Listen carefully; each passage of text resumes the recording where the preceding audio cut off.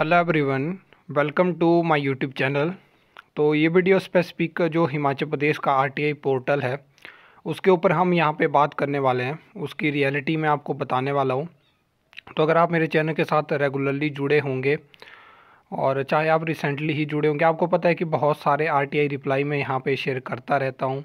फिर वो चाहे एलाइड से एग्ज़ाम से रिलेटेड हो, फिर या फिर एचएएस के एग्ज़ाम से रिलेटेड हो, हर एक आरटीआई रिप्लाई यहाँ पे शेयर करे जाते हैं। लेकिन मैं आपको बताता हूँ कि रियलिटी ऐसी है। सबसे पहले जब आपके लिए आरटीआई के थ्रू इन्फॉर्मेशन लानी होती है, बहुत सारे आरटीआई रिप्लाई तो ऐसा है कि जो ऐसे मेरे साथ लोग भी जुड़े हुए हैं जो कि भेजते रहते हैं टाइमली मुझे। बाकी मैं अब खुद भी आरटीआई लगाता रहता हूँ और जो इन्फॉर्मेशन मुझे लगता है कि आपको प्रोवाइड करवानी चाहिए।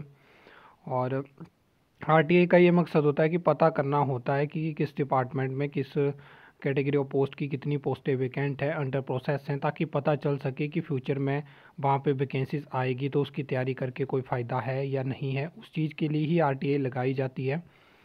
लेकिन मैं आपको बताऊँ तो बहुत सारे जो आप मतलब कमेंट करके पूछते रहते हो कि हमें इस चीज़ का बता दो। ऐसा नहीं है कि आरटीआई लगाई जाती है, लेकिन एक एक महीना वेट करना पड़ता है, उसके बाद जो है वो रिप्लाई नहीं आते हैं। ठीक है, बहुत सारे ऐसे डिपार्टमेंट हैं जो रिप्लाई ही नहीं देते हैं। फिर उसके बाद आप क्या कर सकते हो, आप फर्स्ट अपील करिए, सेकंड अपील करिए।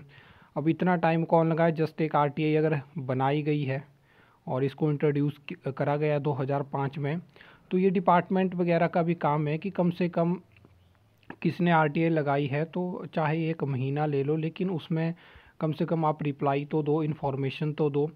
कुछ ऐसे डिपार्टमेंट होते हैं, वो क्या करते हैं, आप आरटीआई लगाओगे, आप फीस सबमिट कर दोगे, बाद में वो कर देंगे कि जो आपने इन्फॉर्मेशन मांगी हुई है उसके लिए ऐसा आपको पे करना पड़ेगा, पेजेस का ये वो। कुछ बोलेंगे कि आपकी फ़ीस ही सबमिट नहीं होती, जिनको रिप्लाई नहीं देना होता है। बहुत सारे ऐसे जो मतलब लोग हैं कमेंट करते रहते हैं कि हम 2021 से इस पोस्ट के लिए आरटीआई लगा रहे हैं और अभी तक हमें रिप्लाई नहीं मिल पा रहे हैं। तो डिपार्टमेंट चाहते ही नहीं है रिप्लाई देना।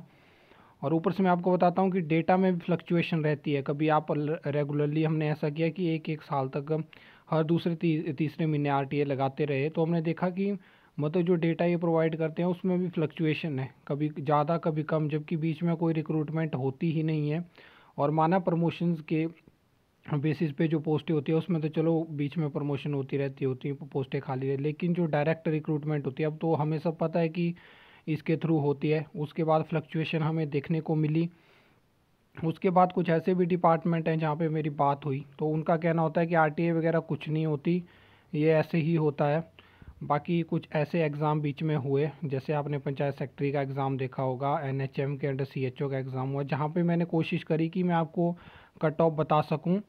तो उनका कहना था कि आरटीआई में हम कट ऑफ नहीं बताते, इसमें भी कुछ रूल हैं और आप मतलब ऑफिस आइए, हम आपको आरटीआई मतलब अगर आप ऑफिस में आके किसी को भी आरटीआई नहीं मतलब कट ऑफ बता सकते हो, तो आप पब्लिकली कर दो कि आपने कट ऑफ इतनी ली, इतने तक हुआ, ताकि सब कैंडिडेट को पता चल जाए। तभी फेयर तरीके से ट्रांसपेरेंसी तभी आएगी ना। जो ट्रांसपेरेंसी की बात आजकल रोज़ अखबारों में चल रही है, वो कैसे आएगी जब आप बताओगे नहीं, तो कट ऑफ शेयर ही नहीं करोगे।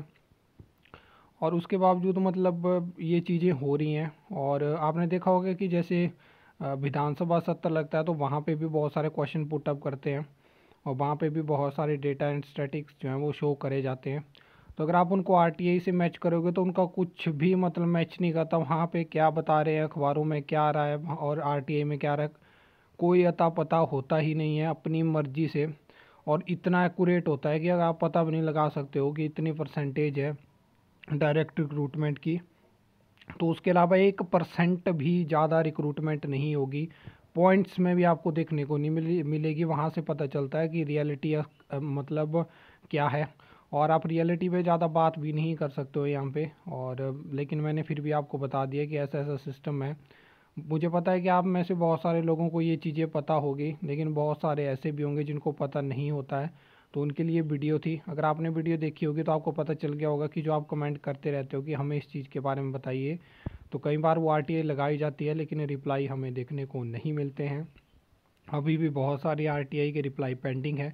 तो जैसे ही वो आएंगे तो आपके साथ मैं ज़रूर शेयर करूँगा। आई होप आपको ये वीडियो अच्छी लगी होगी, इन्फॉर्मेटिव लगी होगी। तो वीडियो को लाइक कमेंट शेयर कर सकते हो। चैनल को सब्सक्राइब कर सकते हो फॉर द न्यू अपडेट्स के लिए।